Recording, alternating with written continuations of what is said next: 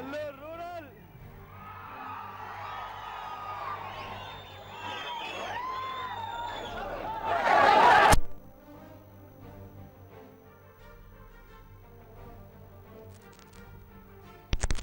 కార్యక్రమం జరుగుతుంది అని 9 గంటల నుంచి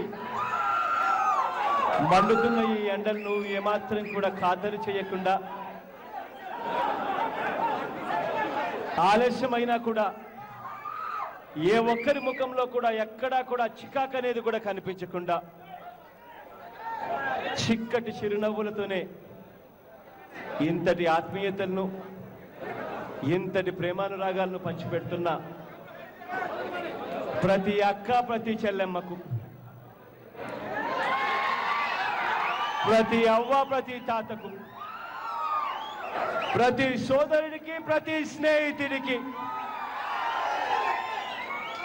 మీ అందరి ప్రేమానురాగాలకు ఆప్యాయతలకు చేతులు జోడించి శిరస్సు వంచి పేరు పేరు నా హృదయపూర్వకంగా కృతజ్ఞత తెలుపుకుంటా ఉన్నా.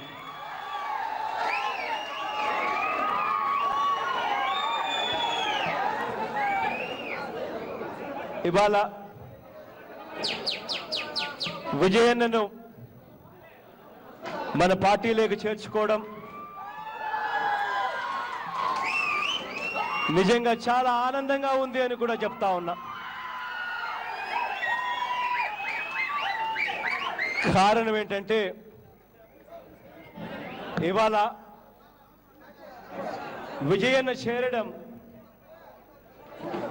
రాష్ట్ర ప్రజల మనోభావాలకు అద్దం పడుతూ విజయన్న చేరిక మొన్న వెళ్ళిపోయిన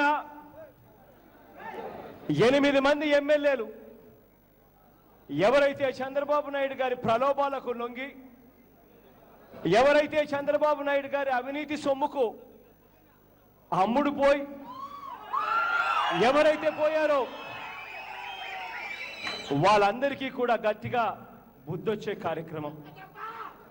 కారణం ఏంటంటే ప్రతిపక్షం అంటే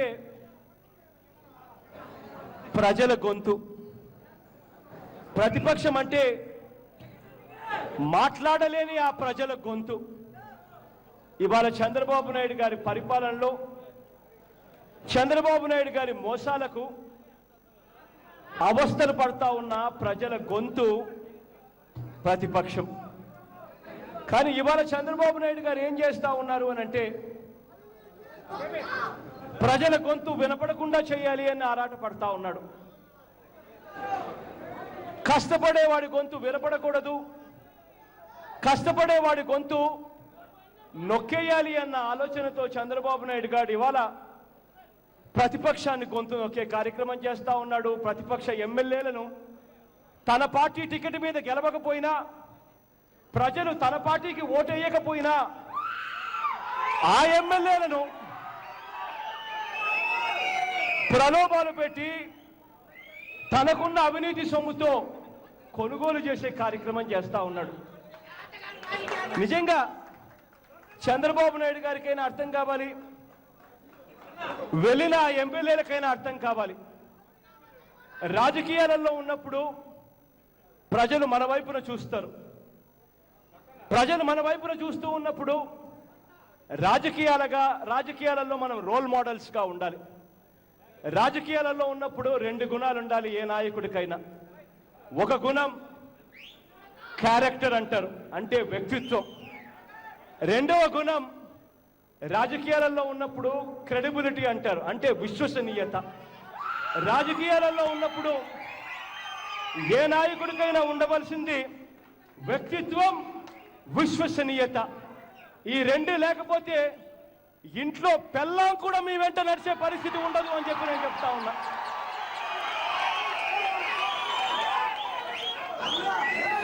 చంద్రబాబు నాయుడు గారి వ్యక్తిత్వం ఏమిటి అని అంటే అధికారం కోసం, కుర్చీ కోసం సొంత మామ ఎన్టీ రామారావు గారిని వెన్నుపోటు పడవడం చంద్రబాబు నాయుడు గారి వ్యక్తిత్వం.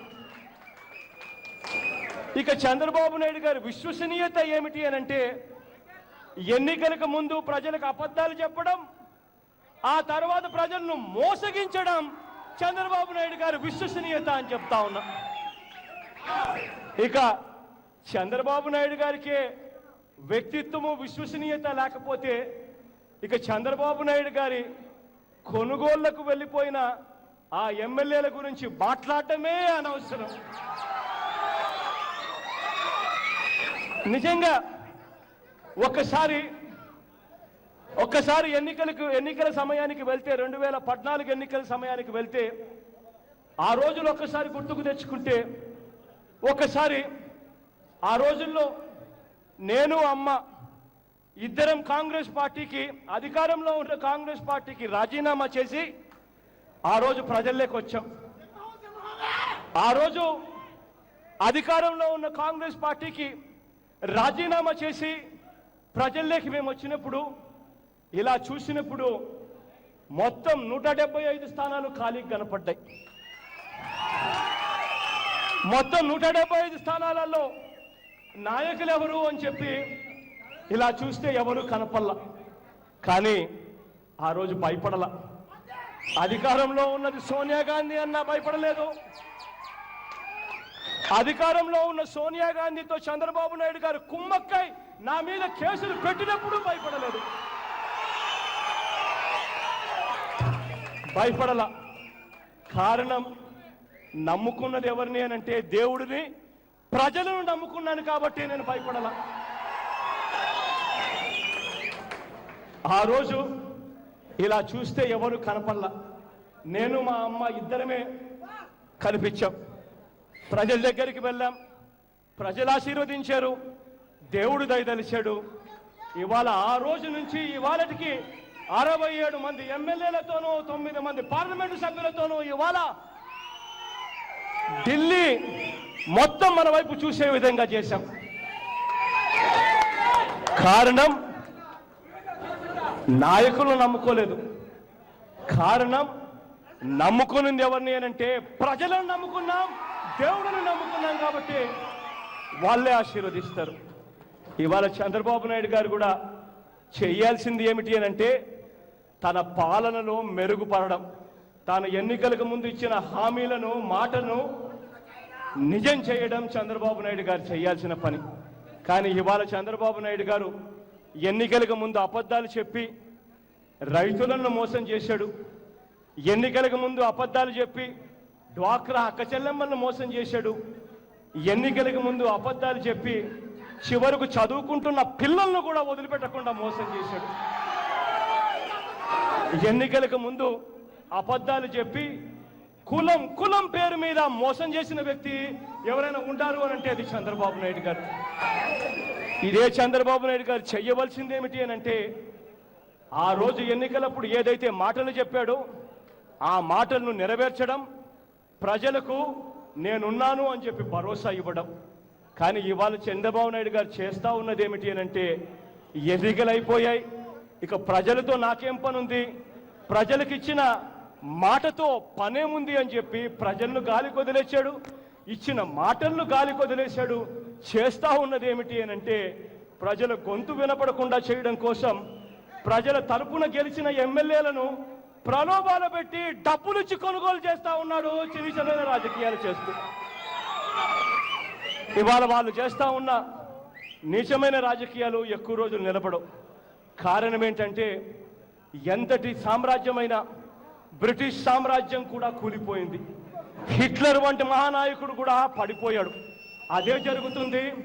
అబద్ధాలను మోసాలను నమ్ముకున్న ఏ వ్యక్తి అయినా కూడా ప్రజల కోపానికి బంగాళాఖాతంలో కలిసే రోజు కూడా త్వరలోనే వస్తుందని మాత్రం చెప్తా ఉన్నా.